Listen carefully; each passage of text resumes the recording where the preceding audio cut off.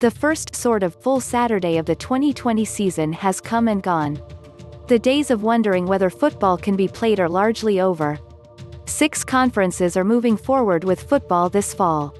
While the COVID-19 pandemic still hangs in the background, we're back to talking about schemes, matchups and results.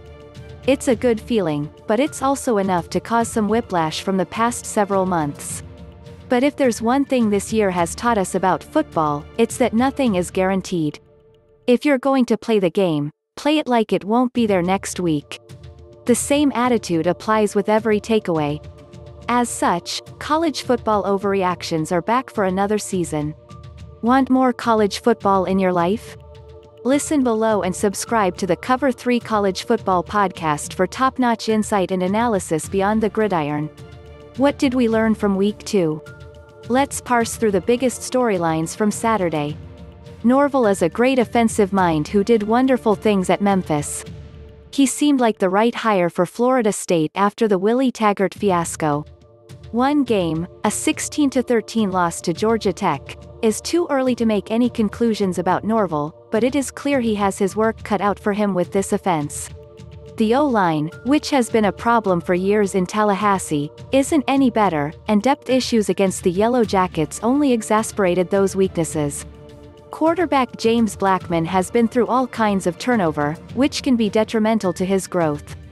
Still, his decision-making needs work and he just doesn't have the capability to overcome all the protection issues. There are a lot of problems with this Florida State offense. After scoring 10 points on their first 2 drives, the Seminoles tallied 137 yards and 3 points on their next 9 possessions. That's not just disappearing for a couple of series, that's vanishing for more than 3/4 of the game. Norvell inherited a bad situation and will have to work some magic this year, because these long-standing issues aren't easily fixable. The defense may be enough to win some games, but Florida State is unlikely to win any shootouts this year. Spare me the qualifiers. I know no. 5 Oklahoma played Missouri State, an overmatched FCS team coached by Bobby Petrino looking for his second rebound. But these are college football overreactions, after all, and Rattler looked like the real deal in his debut. The stat line was great, sure, 14 of 17 for 290 yards and 4 TDs in one half's work, but that's to be expected against a warm-up opponent. What is impressive is the arm talent.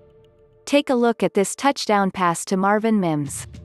It's a flick of the wrist and that ball travels a good 50 yards in the air to his receiver in stride. The opposing defense doesn't matter. That is a perfect throw and it looked entirely effortless.